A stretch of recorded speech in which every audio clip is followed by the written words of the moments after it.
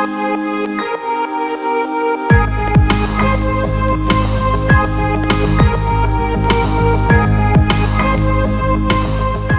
વિદ્યાર્થી મિત્રો, Saraswati group of education દ્વારા ચાલતા આ ઈ લર્નિંગ પ્રોગ્રામમાં હું બ્રિજેશ આકળેચા ફરી એકવાર આપ સૌનું રંગારંગ સ્વાગત કરું છું. આપણે ધોરણ 11 ની અંદર ફિઝિક્સ ની અંદર ચેપ્ટર નંબર 8 એટલે કે ગુરુત્વાકર્ષણનો અભ્યાસ કરતા હતા કે જેમાં આપણે આગલા 6 લેક્ચર ની અંદર ગુરુત્વાકર્ષણ બળ, એની જૂની ઇતિહાસ, કેપ્લરના 3 નિયમથી માંડી ગુરુત્વાકર્ષણ બળ કેવી રીતે ઉદ્ભવે, એનો નિયમ શું છે, ગુરુત્વાકર્ષણનો સાર્વત્રિક અચળાંક એટલે કે કેપિટલ G એ કેવી રીતે આવ્યો કેવેન્ડિશના પ્રયોગ દ્વારા આપણે એ પણ અભ્યાસ કરી ચૂક્યા. હવે આજે આપણે એવા ફિલ્ડ વિશે વાત કરશું કે જેનું નામ છે ગુરુત્વીય ક્ષેત્ર. એવો ટોપિક છે કે જે પર્ટિક્યુલર આપણી એનસીઈઆરટી ની ટેક્સ્ટબુક જે છે એમાં પર્ટિક્યુલર આપેલો નથી, પણ એને લગતા એમસીક્યુ ઘણા બધા પૂછાય છે અને ખાસ કરીને જેડબલ્યુમાં. તો આપણે આ ટોપિક પણ ભણવો અનિવાર્ય લાગે છે. ચાલો સ્ટાર્ટ કરીએ આપણે આપણું ગુરુત્વીય ક્ષેત્ર. તો ગુરુત્વીય ક્ષેત્ર એટલે શું? પહેલા તો ક્ષેત્ર એટલે શું? તો કે ભાઈ વિસ્તાર, પર્ટિક્યુલર એરિયા. હવે ગુરુત્વીય ક્ષેત્ર એટલે તો કે ભાઈ જેટલા વિસ્તારની અંદર, સાવ આપણે દેશી કાઠિયાવાડી ભાષામાં કહીએ તો જેટલા વિસ્તારની અંદર ગુરુત્વાકર્ષણનું અસર વર્તાતી હોય, જેટલા વિસ્તારની અંદર ગુરુત્વાકર્ષણની અસર વર્તાતી હોય એને કહેવાય ગુરુત્વીય ક્ષેત્ર. ફોર એક્ઝામ્પલ, પૃથ્વી જે છે તો પૃથ્વીની આસપાસ અમુક કિલોમીટર સુધી ગુરુત્વાકર્ષણ બળ લાગશે, પછી તો કે એને એનાથી દૂર આપણે વયા જઈએ તો પૃથ્વીના ગુરુત્વાકર્ષણ બળમાંથી આપણે મુક્ત થઈ જઈએ. તો જેટલા વિસ્તારમાં પૃથ્વીનું ગુરુત્વાકર્ષણ બળ લાગે છે એ પર્ટિક્યુલર વિસ્તારને શું કહેવાય? પૃથ્વીનું ગુરુત્વીય ક્ષેત્ર. ઇંગ્લિશમાં આપણે મસ્ત મજાનું નામ આપીએ તો આને આપણે કહીએ ગ્રેવિટેશનલ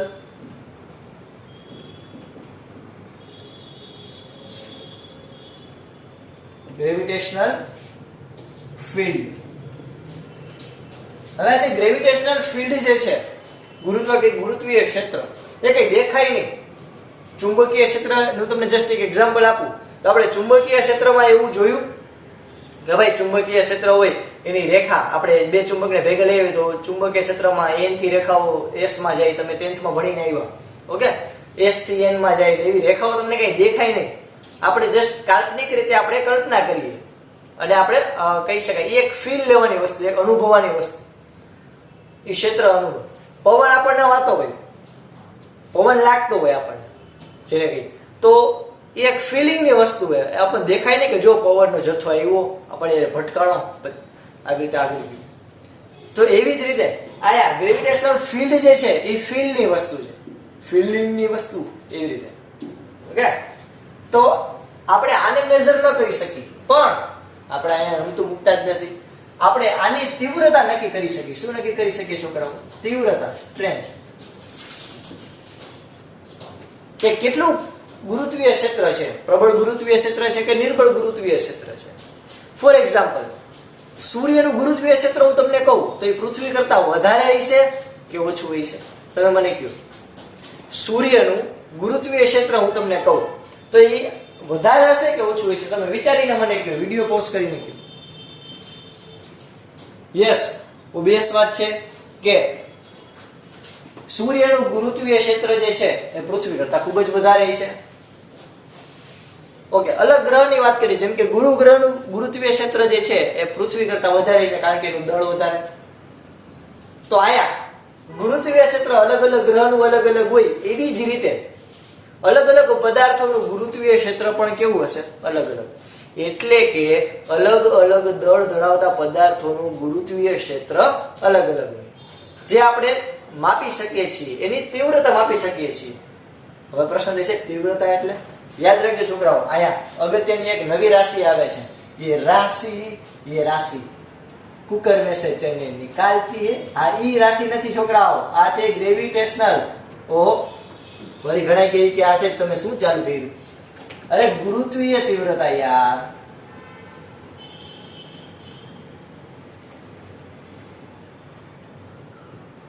ગુરુત્વીય તીવ્રતા. આ ગુરુત્વીય તીવ્રતાને ઈ વડે દર્શાવવામાં આવે. કેના વડે? અમારા ઈ ને લાવ, ફક્ત ઈ. કેમ મેઝર થશે? તો કે F/m. એટલે કે એકમ દળ ધરાવતા પદાર્થ પર લાગતા ગુરુત્વાકર્ષણ બળ એને આપણે કહીએ છીએ એની તીવ્રતા. ફોર એક્ઝામ્પલ, અહીંયા કોઈ એક એમ દળ ધરાવતો પદાર્થ છે, એના ઉપર ગુરુત્વાકર્ષણ બળ લાગે છે આ દિશામાં. શું લાગે છે? ગુરુત્વાકર્ષણ બળ આ દિશામાં લાગે છે. ઓકે, તો આ પદાર્થ પર કેટલું ગુરુત્વાકર્ષણ બળ લાગે? ફોર એક્ઝામ્પલ, તમને ખબર હોય કે આ પદાર્થ પર 20 ન્યૂટન જેટલું ગુરુત્વાકર્ષણ બળ લાગે. આનું દળ હોય માની લો કે 5 કિલોગ્રામ. તો આ ગુરુત્વીય તીવ્રતા કેટલી થાય? આ પદાર્થ, આ જે ક્ષેત્ર જે છે, આ ક્ષેત્ર, કારણ કે અહીંયા કોઈ પદાર્થ હોય ને આ બાજુ બળ લાગતું હોય, તો એ કેટલી તીવ્રતા વાળું બળ હશે? તો કે ભાઈ તીવ્રતા એના બરાબર F/m આપણા સૂત્ર મુજબ. તો F એટલે 20 ન્યૂટન નું બળ લાગે, 5 કિલોગ્રામ નો પદાર્થ છે એટલે કે 4 ન્યૂટન પ્રતિ કિલોગ્રામ. આટલી તીવ્રતા વાળું ફીલ્ડ છે. આયા માની લો કે ગમે કે વિચારી લો કે અહીં કઈ પડદો છે. ઓકે, ફોર એક્ઝામ્પલ, આપણે કઈક એમ દળ ધરાવતા પદાર્થ છે. ફોર એક્ઝામ્પલ, મારું વજન 60 કિલો છે. ઓકે, પૃથ્વીની અંદર પૃથ્વી આપણને કેટલું, પૃથ્વીનું માસ કેવડું આપણને ખબર નથી. તો આ વિચારી લો કે આ આપણું દળ છે અને પૃથ્વી આપણા ઉપર બળ લગાડે છે એટલે આપણે ચોટી શકીએ, એટલે કે આપણે પૃથ્વી વાળા તો ઊભા રહીએ છીએ, નથી આ ઉપર નથી વિચારતા. તો જે પૃથ્વીનું ગુરુત્વીય ક્ષેત્ર છે, એવી રીતે તમે કોઈ પણ પદાર્થનું ગુરુત્વીય ક્ષેત્ર કઈ રીતે માપી શકો? તો કે ભાઈ એકમ દળ દીઠ લાગતા બળને શું કહેવાય? ગુરુત્વીય તીવ્રતા. હજી એક એક્ઝામ્પલ આપું, જોજો છોકરાઓ. એક રમેશ નામનો છોકરો છે. રમેશ, તું રમેશ? તો કે હા ભાઈ રમેશ રમે છે. રમેશ ક્યાં છે ભાઈ? રમેશ તો કે આ રમેશ જે છે એ પૃથ્વીની સપાટી ઉપર આવી રીતે ઊભા છે, આપણે જેમ ઊભા છે. આ રમેશનું આપણે દળ લઈ લઈએ 70 કિલોગ્રામ. આનું દળ લઈ લઈએ 70 કિલોગ્રામ. બહુ જાડો માણસ, ઓછું કરી નાખી તમે, હું સમજાઈ ગયો. 30 કિલોગ્રામ દળ કહું, વજન નહીં, ડિફરન્સ ક્લિયર હોવો જોઈએ. 30 કિલોગ્રામ નું આપણે દળ લઈ લઈએ. ઓકે, પૃથ્વી જે છે એ આના ઉપર કેટલું બળ લગાડે? ફોર એક્ઝામ્પલ, આપણે લઈ લઈએ કે ગુરુત્વાકર્ષણ બળ પૃથ્વી આપણા ઉપર લગાડે જ છે. ફોર એક્ઝામ્પલ, પૃથ્વી ગુરુત્વાકર્ષણ બળ કઈ દિશામાં લગાડશે? તો કે નીચેની દિશામાં. તો જ આપણે નીચેની બાજુ ચોટેલા રહીએ. કેટલું લગાડે છે? તો કે ભાઈ લગાડે છે ફોર એક્ઝામ્પલ 200 ન્યૂટન. એટલું બધું તો ન હોય કે સાહેબ ગુજરાતી દેવો તો 90 ન્યૂટન રાખી બસ. તો પૃથ્વીની ગુરુત્વીય તીવ્રતા કેટલી થઈ? પૃથ્વીની ગુરુત્વીય તીવ્રતા, ગુરુત્વીય ક્ષેત્રની તીવ્રતા, યસ, કેપિટલ E એના બરાબર F/m. બરાબર F કેટલું છે? તો કે ભાઈ 90. m એટલે દળ, કેટલું? 30. Tin tin tin tin tin. તો આયા ગુરુત્વીય ક્ષેત્રની તીવ્રતા કેટલી હશે? તો કે 3 ન્યૂટન પર કિલોગ્રામ. એટલે કે 1 કિલોગ્રામ દળ હશે એમાં 3 ન્યૂટન નું બળ લાગતું હશે. આને કહેવાય તીવ્રતા. જેમ તીવ્રતા વધારે હોય એમ ક્ષેત્ર બહુ પ્રબળ હોય. તમે ચુંબકમાં ભણી ગયા કે નહીં? તમે આવું ચુંબક દોરતા યાદ કરો છોકરાઓ? આવું ચુંબક હોય, તમે 10th માં ભણીને આવ્યા. તો આ બાજુ તીવ્રતા, આ બાજુ અહીંયા ખૂબ જ વધારે હોય ચુંબકની નજીક. શું કામ ભાઈ? તો કે ભાઈ ત્યાં પ્રબળ હોય ચુંબકીય ક્ષેત્ર. શું કામ? તો કે ભાઈ ત્યાં એટલે પ્રબળ હોય કે ત્યાં એની તીવ્રતા ખૂબ વધારે હોય. એવી જ રીતે અહીંયા જેમ તમે દૂર જાવ તીવ્રતા ઘટતી જાય. ઓકે, તો આમાં પણ આવું જ છે. તેમ તમે જેમ પૃથ્વી જે છે ત્યાંથી તમે એમ દૂર જતા જાવ તેમ ગુરુત્વીય ક્ષેત્રની તીવ્રતા ઘટતી જાય. ક્લિયર થાય પેલા બધાને? તો અહીંયા જે ગુરુત્વીય તીવ્રતા લખવા કરતા પણ હજી એક બીજો શબ્દ અહીંયા ઉમેરીએ, સારું લાગશે મારા ખ્યાલ મુજબ. ગુરુત્વીય ક્ષેત્રની તીવ્રતા. હવે ખબર પડી? તો ગુરુત્વીય ક્ષેત્રને કારણે ગુરુત્વાકર્ષણના વિસ્તારને પર્ટિક્યુલર જેટલા વિસ્તારમાં લાગે છે એટલે વિસ્તારને કારણે જે આખું ફિલ્ડ રચાય છે એ ફિલ્ડની તીવ્રતા આપણે માપી શકીએ છીએ. એને કહેવાય F/m. મેં તમને એક્ઝામ્પલ દ્વારા સમજાવ્યું. આટલું પહેલા ક્લિયર થયું છોકરાઓ? Okay, done. ચાલો આપણે હજી એક એક્ઝામ્પલ લઈ લઈએ. ફોર એક્ઝામ્પલ, આયા એક કેપિટલ M દળ ધરાવતો પદાર્થ છે. આ બીજું એક્ઝામ્પલ, આ આપણું પહેલું એક્ઝામ્પલ અને આ એક એક્ઝામ્પલ. 3 એક્ઝામ્પલ આપણે જોયા. ત્રીજું અત્યારે જોઈ. કોઈ એક m સ્મોલ m દળ ધરાવતો પદાર્થ છે, એના કેન્દ્રથી આ એકદમ નાનું, એકદમ ઇત્તુ સા, નન્ના સા, પ્યારા સા, છોટા સા એમ દળ ધરાવતો પદાર્થ છે. અહીંયાથી અહીંયા સુધીનું અંતર જે છે એટલે કેન્દ્રથી કેન્દ્ર સુધીનું અંતર d જેટલું છે. કેન્દ્રથી કેન્દ્ર સુધીનું અંતર d જેટલું છે. તો આ પદાર્થ પર કેટલું ગુરુત્વીય ક્ષેત્ર લાગુ પડતું હોય છે આપણે ગોતવું હોય તો મળી જાય, કઈ ખોટું નથી છે. કેવી રીતે મળશે? તો ભાઈ ગુરુત્વીય ક્ષેત્રની તીવ્રતાનું સૂત્ર E ડેશ બરાબર F/m. F એટલે બળ. F કેટલું છે?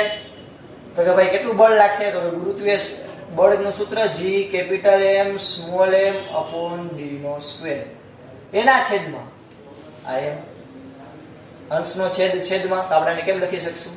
G m m upon d square m. આ m m કેન્સલ. તો અહીંયા આપણને આ નાના આ એકદમ છોટું સા નાના સા પ્યારા સા આ નાના પદાર્થ પર જે કેટલું ગુરુત્વીય ક્ષેત્ર લાગશે, કેટલી ગુરુત્વીય ક્ષેત્રની તીવ્રતા, એના ઉપર કેટલું ગ્રેવિટેશનલ ફિલ્ડ હશે?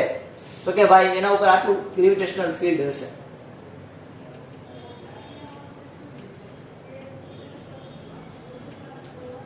ખબર પડે? Okay, done done done. જોઈ લ્યો છે બધે ફટાફટ, પછી આપણે આગળ નેક્સ્ટ બીજા એક્ઝામ્પલ કરીએ. ગુરુત્વીય તીવ્રતા પહેલા સમજાણી. અરે ભાઈ કાંઈ નથી લાવું, એકમ દળ દીઠ લાગતું બળ. હા, હજી એક અગત્યની વાત છોકરાઓ, અહીંયા આપણે જોવાની સદિશ વેક્ટર સ્વરૂપે દર્શાવીએ તો જે દિશામાં બળ લાગતું હોય છે એની દિશામાં એની તીવ્રતા હોય તો ઓબ્વિયસ વાત છે. ઓકે, ફોર એક્ઝામ્પલ પૃથ્વી નીચેની બાજુ આપણને ખેંચી રાખતી હોય તો બળ કઈ બાજુ લાગે છે? નીચેની બાજુ. તો તીવ્રતા કઈ બાજુ હોય? ગ્રેવિટેશનલ ફિલ્ડ એટલે કે ગુરુત્વીય ક્ષેત્ર પણ કઈ બાજુ હોય? નીચેની બાજુ. તો ભાઈ આપણને પહેલેથી જ ખબર, વી આર વેરી વેરી હોશિયાર. ઓકે, ચાલો આ સિવાય બીજું એક એક્ઝામ્પલ હોય તો આપણે જોઈ લઈએ. યસ, હજી એક એક્ઝામ્પલ આપણે જોઈ લઈએ. અહીંયા m1 અને m2 દળ ધરાવતો પદાર્થ છે. m1 અને m2 દળ ધરાવતો પદાર્થ છે. કોઈ આ p બિંદુ છે, કોઈ એક નાનું p બિંદુ છે. તો આ p બિંદુ ઉપર કેટલું ગ્રેવિટેશનલ ફિલ્ડ લાગતું હોય છે? E નેટ કેટલું લાગતું હોય છે?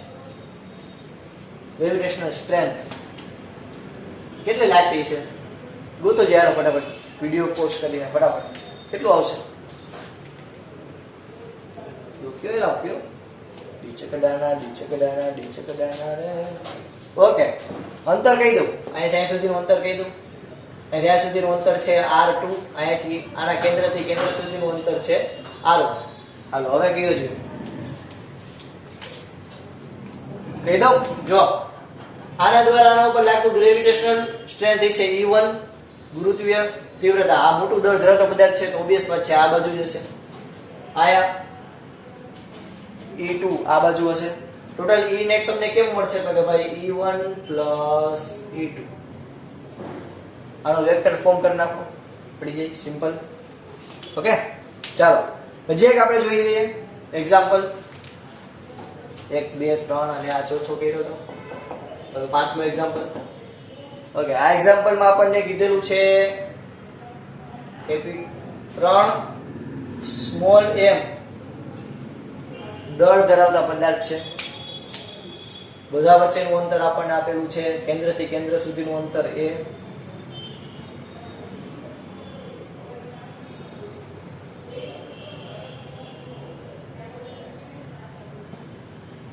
ઓકે, આને આપણે કહી દઈએ x કીધું છે કે નહીં છોકરાઓ? યસ, આને કીધું છે પેલો બોલ, બીજો બોલ અને ત્રીજો બોલ. આપણે શું શોધવાનું કીધું? તો કે ભાઈ આપણે ગોતવાનું છે E નેટ.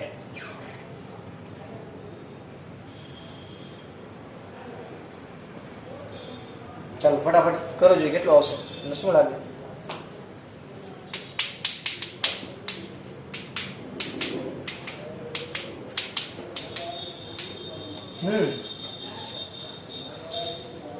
બધાયનું દળ સરખું છે, બધા વચ્ચેનું અંતર એ સરખું છે.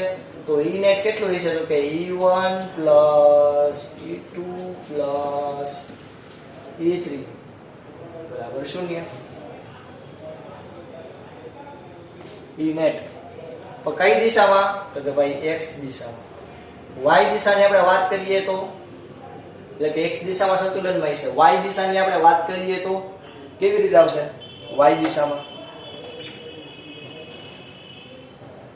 તો કે ભાઈ જો જેટલું આ પદાર્થ જે છે જેટલું આ બળ લગાડશે એટલું જ સામે આ બળ લગાડશે એટલે આ પોતપોતાની સામસામેની અસર શું કરશે? નાબૂદ કરશે. હવે આપણે એટલે કે અહીંયા આપણે આમ લખીએ E1 plus E2 plus E3 તેમાં આ તો પોતપોતાની સામસામેની અસર શું કરશે? નાબૂદ કરશે. વધ્યો કોણ? E3. તો E3 આપણને કઈ રીતે મળશે? તો કે E3 નું સૂત્ર શું હતું? G M upon n square. G M. હા એક જ મિનિટ અહીંયા જો એ નહીં આવે. આપણે કયું અંતર લેવું પડશે? આ અંતર લેવું પડશે ym માટે. તો આ a છે, આટલું કેટલું થાય? a/2. તો આ કેટલું થાય? √3/2a. તો આ મુજબ આપણે લખીએ તો અહીં શું આવશે? √3/2a નો સ્ક્વેર. તો y દિશામાં આપણને ક્ષેત્રની તીવ્રતા કેટલી મળશે? તો કે ભાઈ મળશે 4gm upon 4gm upon 3a નો સ્ક્વેર. y દિશામાં. x દિશામાં તો સામે બધા ઘટકો નાબૂદ થઈ જશે. જેટલું આ લગાડે એટલું જ આ લગાડે. x દિશાની વાર્તા પૂરી થઈ ગઈ. y દિશાની વાત કરીએ, આ y દિશાની ઊભા અક્ષની, તો ઊભા અક્ષની જ્યારે આપણે ગણતરી કરવા જઈએ તેમાં આડા અક્ષના જે છે એ તો પોતપોતાની સામસામેની અસર નાબૂદ કરી નાખે. હવે જે ઊભા અક્ષમાં જે અહીંયા એક જ બોલ રહેલો છે એ કેટલી તીવ્રતા આના ઉપર લગાડશે, નાના ઉપર લગાડશે? તો કે એના માટે પહેલા તો આપણે આટલું અંતર ધ્યાનમાં લઈએ કે અહીંયાથી અહીંયા સુધીનું અંતર કેટલું છે, પ્લસ એટલે કે એ અંતર આપણે ધ્યાનમાં લીધું અને G 2m. સાવ સિમ્પલ છે છોકરાઓ. ઓકે ચાલો આટલું પહેલા ક્લિયર થયું. હવે તમને અહીંયા પ્રશ્ન થાય સાહેબ આમાં cos θ અને sin θ તો નહીં આવે ફીલ્ડ લેવા માટે? જો એક ઈ પણ એક રીત કરાવું કે કઈ રીતે આ જે છે એ શૂન્ય થઈ શકશે. જો તમને પ્રશ્ન થાય સાહેબ આમ ને આમ તો ઈ છે સમજ્યા, ઉપર ઈ કઈ રીતે?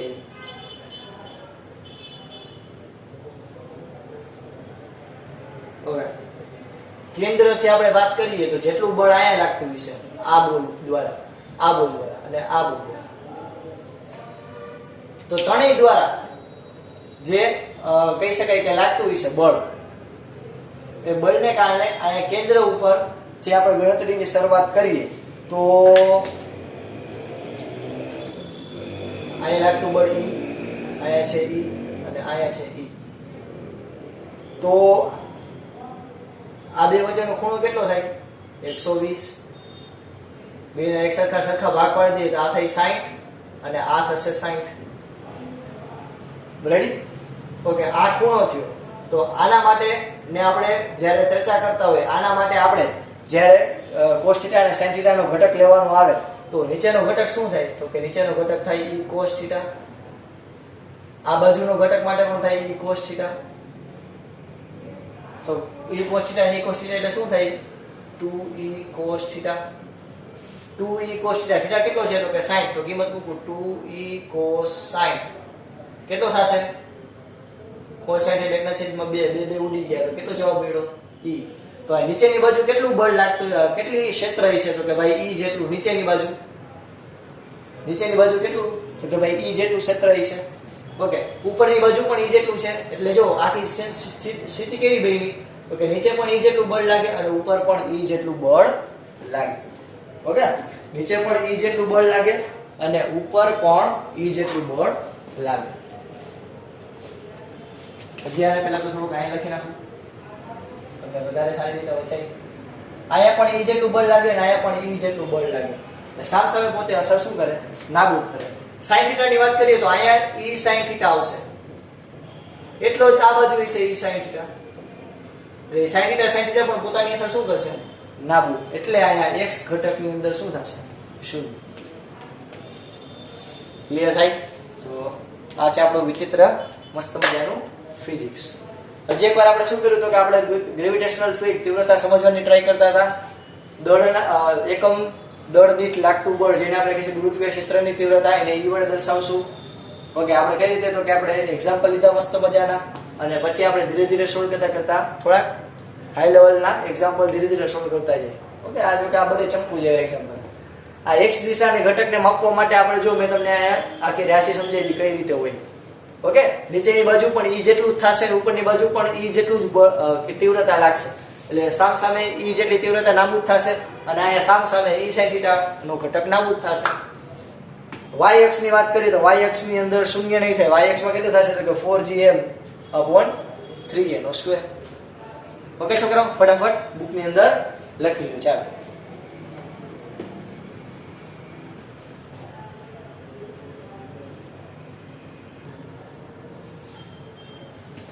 ચાલો આપણે એક બીજું એક્ઝામ્પલ લઈ લઈએ. ઓકે, આ દાખલો મસ્ત મજાનો છે, જોજો. આપણને રકમમાં એવું કીધેલું છે કે આવી એક અર્ધવર્તુળાકાર રિંગ આપેલી છે. આ અર્ધવર્તુળાકાર રિંગ છે, અને અહીંયા કોઈ એક સ્મોલ દળ ધરાવતો પદાર્થ છે એમ, અને આ આખી રિંગ જે છે કોઈ એક બોલ કે કોઈ એક પર્ટિક્યુલર એમ દળ ધરાવતો પદાર્થ નથી, આખી આખી અર્ધવર્તુળાકાર રિંગ આપેલી છે. અને આપણને કીધેલું છે ઓકે, આ કેપિટલ M દળ ધરાવતી અને કેપિટલ R ત્રિજ્યા ધરાવતી રિંગ આપણને આપેલી છે કે જેનું આપણે શું શોધવાનું હતું કે સેન્ટરમાં, એટલે કે આ કેન્દ્ર ઉપર ગ્રેવિટેશનલ સ્ટ્રેન્થ કેટલી છે અને તીવ્રતા કેટલી છે, ગુરુત્વીય તીવ્રતા કેટલી હશે આપણે શોધવાની છે. એટલે કે એક સેન્ટર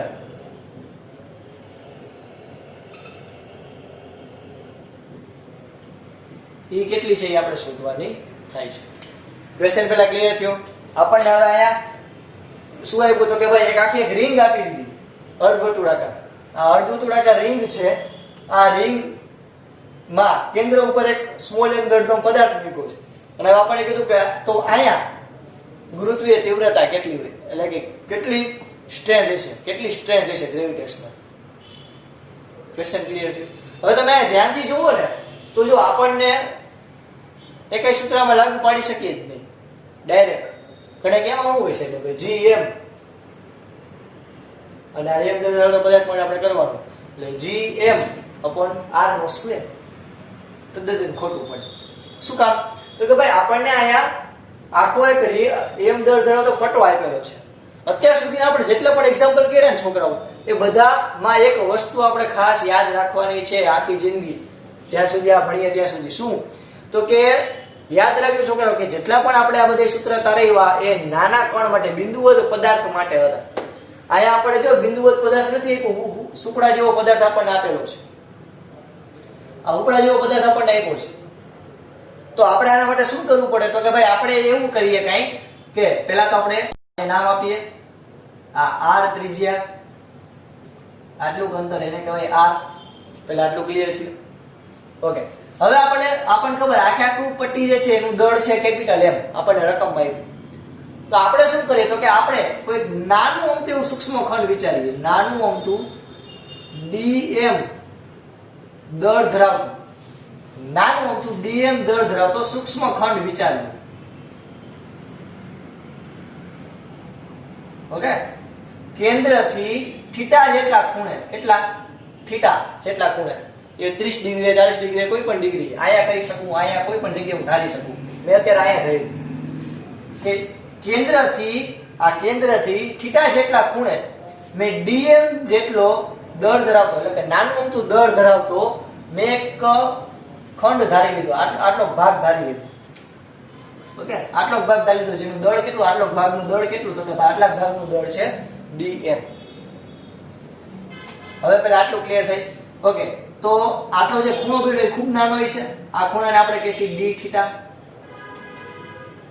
આટલું અંતર તો કેટલું થાય? ત્રિજ્યા r જેટલું જ થાય. ઓબ્વિયસ વાત છે, બધે ત્રિજ્યા r જેટલું જ થાય.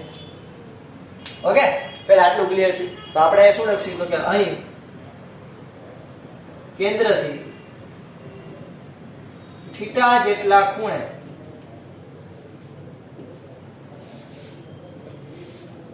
dm જેટલું સૂક્ષ્મ દળ ધરાવતો અથવા બિંદુવત દળ ધરાવતો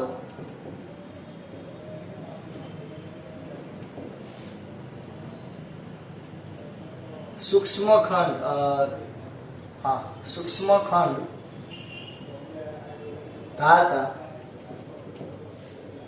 પેલા આટલું ક્લિયર થયું. શું કામ આપણે એવું ધાર્યું? તો કે ભાઈ આપણી પાસે ડાયરેક્ટ સૂત્ર નથી, પણ આપણે આને જો નાનો અમથો આ કણો થયો, નાનો અમથું દળ ધરાવતો પદાર્થ એટલે બિંદુવત પદાર્થ થયો. આ એક બિંદુવત પદાર્થ, એવો બીજો, એવો ત્રીજો, એવો ચોથો, એટલે આ બધાયનું પછી આપણે શું કરીશું? સંકલન. ક્લિયર થઈ? Okay, done. આઈ હોપ બધાને ક્લિયર છે. ઓકે, ચાલો હવે આપણે આની પહેલા તો ઓલી આકૃતિ દોરીએ રેખાઓ વાળી.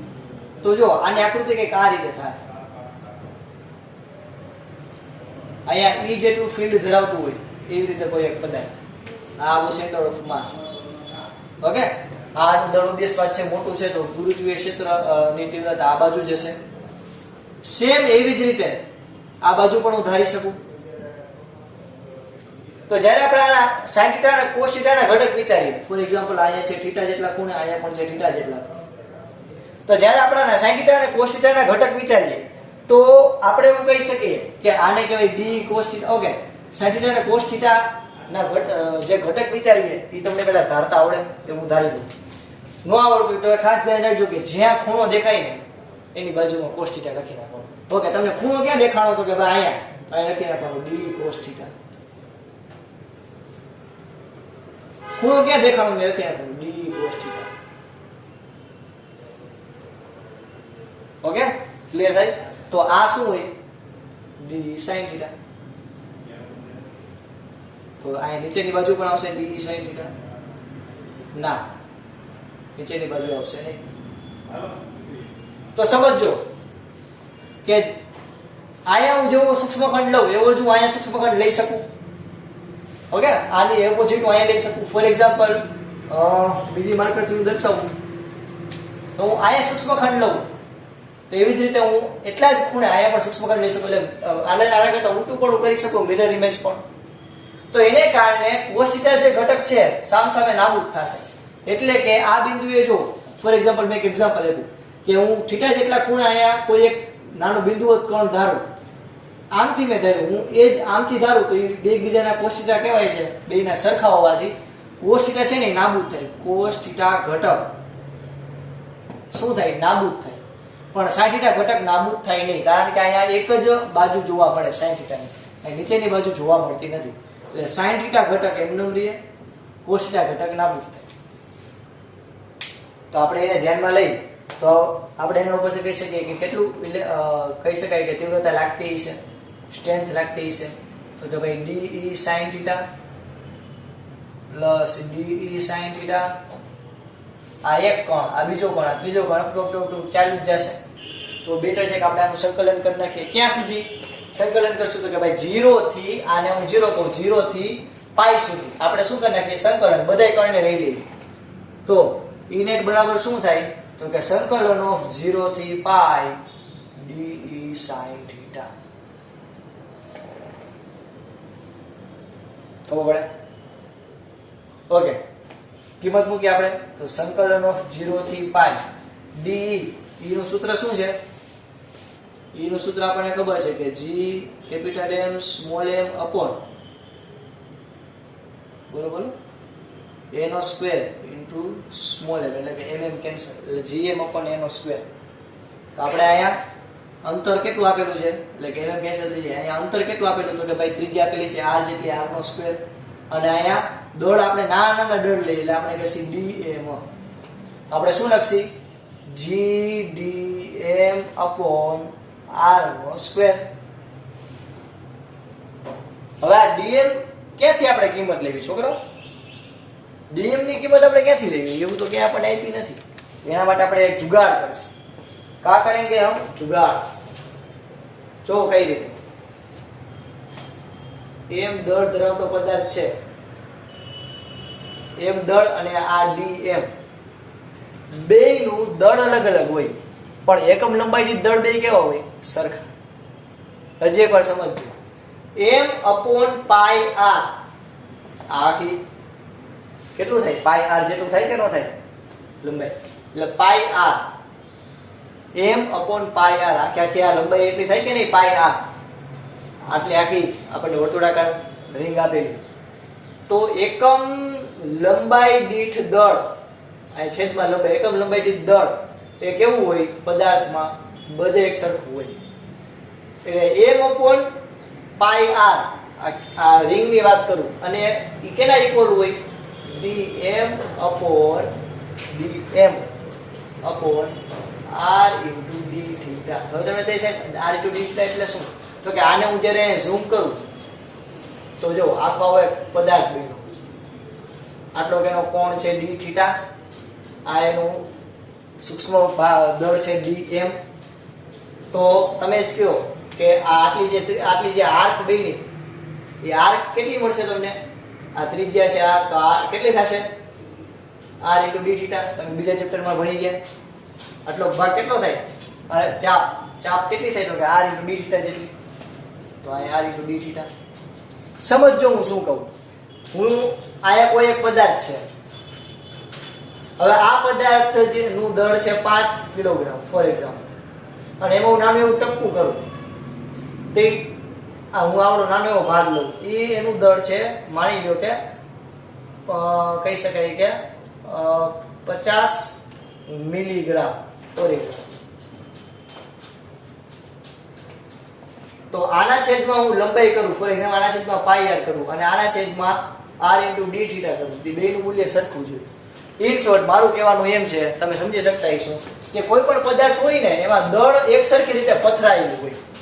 કોઈ પણ પદાર્થ હોય ને એમાં દળ એક સરખી રીતે પથરાયેલું. એવું ન હોય કે ભાઈ તમારો આ છે 5 કિલો ને આ છે 15 કિલો. દળ બધા પદાર્થની અંદર કેવી રીતે વિસરાયેલું હોય? તો કે એક સરખી રીતે, સમાન રીતે. એટલે જ આપણે દળને અદિશ રાશિ ગણીએ. તો આખા જે પટ્ટી છે એનું તમને જે દળ મળ્યું એકમ લંબાઈ દીઠ દળ, એટલું દળ કેવું હોય? તો કે ભાઈ સૂક્ષ્મ એવા ખંડ, એટલે કે m/π = dm/r * dθ. મેં આનું સૂત્ર ખાલી છે યાદ રાખવાનું, આ બધું જોજો ખાસ, બરોબર? ઓકે. તો આના ઉપરથી હું dm ના સૂત્રનો કરતા બનાવું તો dm બરાબર શું થાય? dm તો કે r કેન્સલ. dm બરાબર શું થાય? m/π * dθ. Sorry, m/π * dθ. આને હું કહું સમીકરણ નંબર 1, આને હું કહું સમીકરણ નંબર 2. તો સમીકરણ નંબર 2 ની કિંમત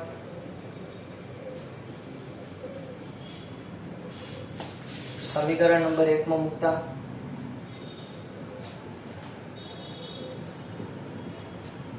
મૂકી દઈ જાવ, આપણને કઈ અભિમાન નથી.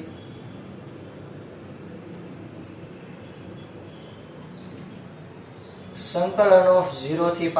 ઓકે, g અને r² બે ની વેલ્યુ તો અચળ જ છે, તો ભાઈ એને બહાર કાઢી લો ને. ખોટી હું તમે યાર માથાકૂટ કરો યાર. g ઓકે પહેલા રાખીએ બસ. g/π dm ની જગ્યાએ શું લખશી? m * dθ/πr². થશે એમ?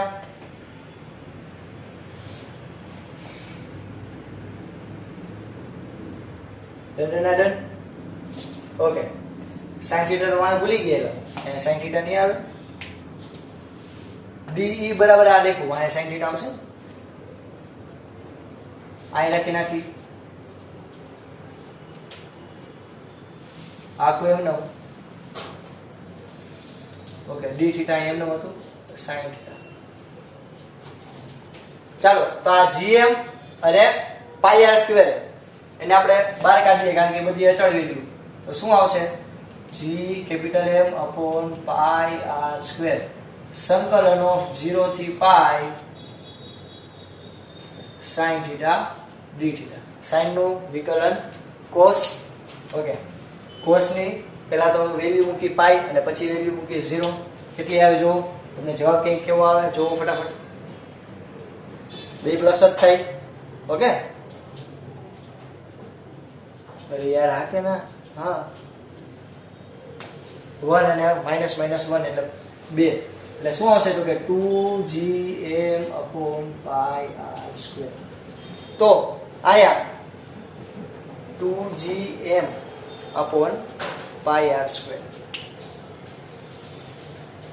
તો આ આપણને મળ્યું કે એના કેન્દ્ર પાસે કેટલી તીવ્રતા હશે.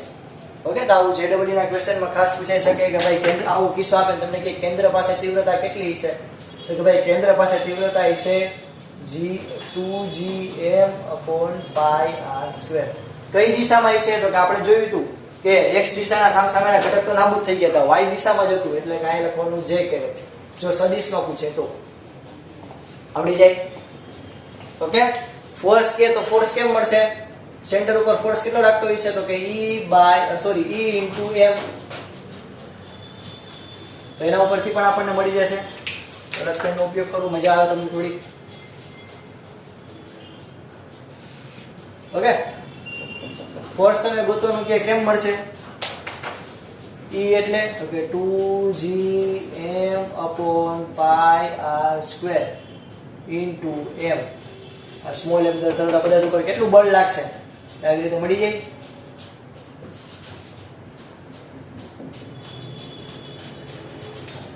આથી આપણો બીજો આન્સર. ઓકે છોકરાઓ, કઈ રીતે મળી જાય, ક્લિયર થયું. હજી એક બહુ અગત્યનું સૂત્ર છોકરાઓ, તો કે ભાઈ આ તો આપણને આવી અર્ધવર્તુળાકાર રિંગ આપી હતી, ક્યારેક તમને કિસ્સામાં એવી રીતે કહેશે આવી રિંગ આપી દીધી અહીંયા O. ઓકે, આવી રીતે રિંગ આપી દીધી, તમને એમ કહે કે ભાઈ આમાં સેન્ટર ઉપર O જે સેન્ટર છે ત્યાં ગુરુત્વીય ક્ષેત્રની તીવ્રતા કેટલી છે, ક્યારેક તમને આવી રીતે આપી દે. આવા અલગ અલગ થીટા એંગલે કોઈ પદાર્થ હોય અને એના કેન્દ્ર ઉપર કેટલી ગુરુત્વીય ક્ષેત્રની તીવ્રતા હોય, તો તમને કોઈ પણ વર્તુળ આપે, વર્તુળમાં કોઈ પણ ખૂણો આપે, એના માટેનું એક સિમ્પલ સૂત્ર તમને અહીંયા હું લખાવવા માંગીશ. ઓકે, તો તમને કોઈ પણ થીટા આપે, કોઈ પણ ખૂણો આપે, તો યાદ રાખજો છોકરાઓ, અહીંયા હું લખું છું ખાસ નોટ કરી કે કોઈ પણ ખૂણા માટે તમને આવું સૂત્ર આપે, આવો કિસ્સો આપે, તો કોઈ પણ ખૂણા માટે નું સૂત્ર આપણી પાસે છે, એના માટે E = 2gm/r² into sin phi/2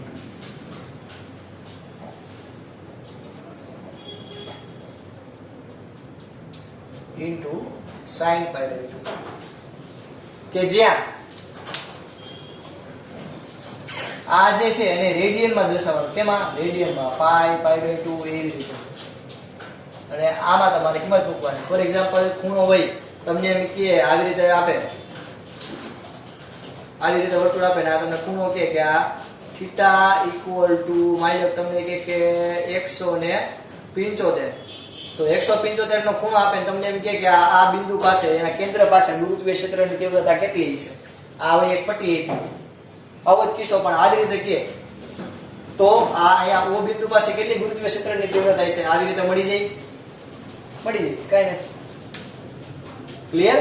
તો એના માટે શું થયું કે 175 ને પહેલા રેડિયનમાં ફેરવીને એની કિંમત અહીંયા લખવાની, અને અહીંયા sin 175 એને ભાગ્યા 2 જે કિંમત મળતી હોય એ અહીંયા લખવાની. શેનું બનાવીએ આપણે, ફોર એક્ઝામ્પલ આપણે થીટા બરાબર લઈ લઈએ 90, એટલે કે આવો કિસ્સો વિચારીએ તો કેવું આવશે આના માટે, E = 2gm/r². આ phi રેડિયનમાં લેશે, રેડિયનમાં એટલે તો કે π/2 કૌંસમાં sin 90 ની કિંમત sin 90/2 એટલે કે સોરી અહીંયા આની જગ્યાએ કૌંસ છે ને આવી રીતે આપો વધારે સારું છે. 90/2 એટલે 45, તો sin 45 ની વેલ્યુ કેટલી થાય, તો કે 1/√2 છેદનો છેદ અંશમાં, એટલે કે e² બરાબર તમને સોરી કેન્દ્ર ઉપર e નું મૂલ્ય કેટલું મળશે, 4gm/√2r² π, અથવા તો 2√2 2gm/r² into π. ઓકે, તો આવી રીતે તમે બધા દાખલાઓ સોલ્વ કરી શકો છો. ફટાફટ તમારા બુકની અંદર લખી લેજો, અને ખાસ છોકરાઓ ખાસ આ ઇક્વેશન તમે તમારા બુકમાં નોંધી લેજો. આ ખાસ જેડબલઈ નીટ જેવી કોમ્પિટિટિવ એક્ઝામ માટે આઈએમપી છે. હા, કે તમને આવા કોઈ પણ ખૂણ આપી દે વર્તુળના, તો એના માટે તમે આ ઇક્વેશન થી ગુરુત્વીય ક્ષેત્રની તીવ્રતા શોધી શકો છો. ઓકે છોકરાઓ, આપણે જ્યાં સુધી રાખીએ છીએ. જય ભારત, જય હિન્દ. લખી નાખજો બધા.